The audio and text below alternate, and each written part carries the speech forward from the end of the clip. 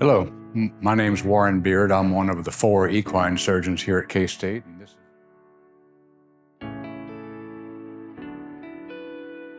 Dr. Warren L. Beard was an excellent equine clinician and surgeon, committed mentor, quick-witted researcher, and beloved colleague and friend. His research set the stage for continued advancements in both veterinary and human medicine, and his mentorship molded decades of students into exceptional equine surgeons, veterinarians, and well-rounded individuals, thus ensuring his legacy continues for generations to come.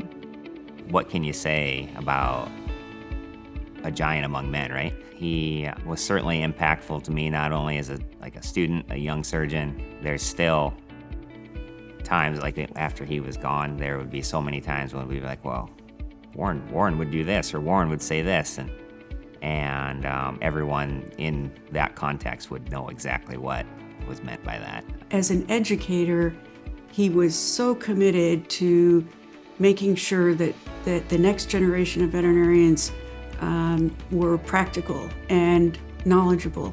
He trained lots and lots of people, and they trained lots of people, and that was really his impact on the profession.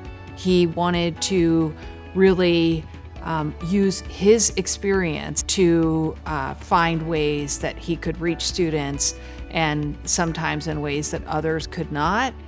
And it even went beyond the educational experience. It really was about their life and their professional career, and finding ways that he could provide them with the foundation. It doesn't make any difference to Warren if it was a student or a house officer or an intern. If they were interested, he had the time to teach. Beard discovered his passion for veterinary medicine as a child growing up in Houston and New Orleans, and spending time with his uncle, Dr. Edward Booster Stevenson, an Aggie veterinarian from the class of 1963. Stevenson served as Beard's mentor and inspired him to become both an Aggie and a veterinarian.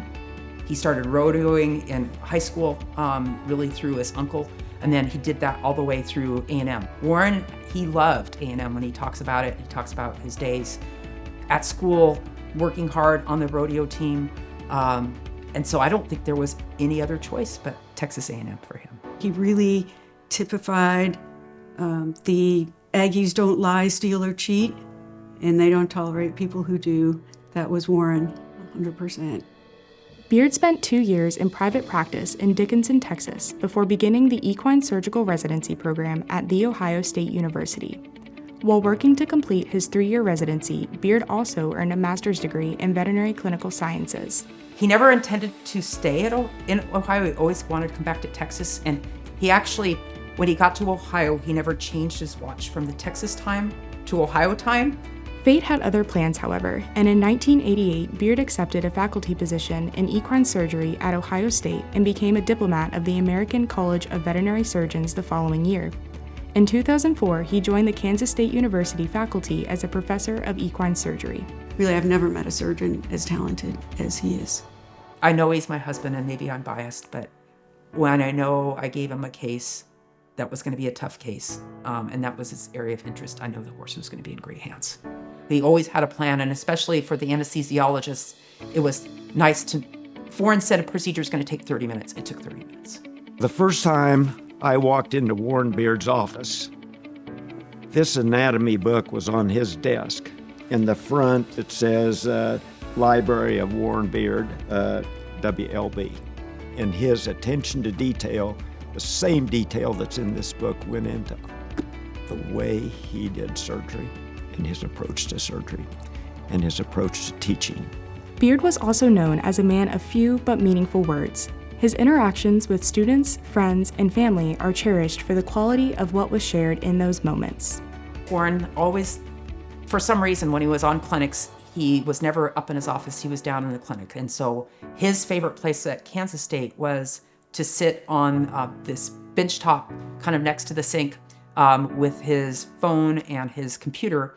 And he would take phone calls, he would look at radiographs. But if you didn't know where to find Warren, that's where he was. He was very soft-spoken, didn't say a lot, but when he had to say something, it was important and he wanted to listen. I remember we were driving somewhere and we didn't say a word the whole time. I was reading, he's driving, And I got out of the car and he said, "It was good talking to you." And he meant it, even though we didn't talk the whole way. It was interesting how much he said with so few words. Beard enjoyed life in Oldsburg, Kansas, where he lived with his wife, Dr. Lori Beard, and their 2 children, Nat and Ann, before his death on July 24, 2023. In his time off, he enjoyed fly fishing, skiing, hunting, and working cows. His passion for life beyond the job demonstrated the importance of work-life balance and served as a model for young veterinarians. The one thing about Warren that I loved, he played hard and he worked hard. We went skiing in Colorado 2 to 3 times a year. We did a lot of fly fishing, salmon and trout, and he loved working cows. Warren made all his flies, he made all his fishing rods. We have a lot of fishing rods. And then we both ended up discovering fly fishing with salmon. And so that was our trip. And that was a trip I very much enjoyed. I am so grateful that Warren took time for himself and his family, because in the end, that's one of the most important things.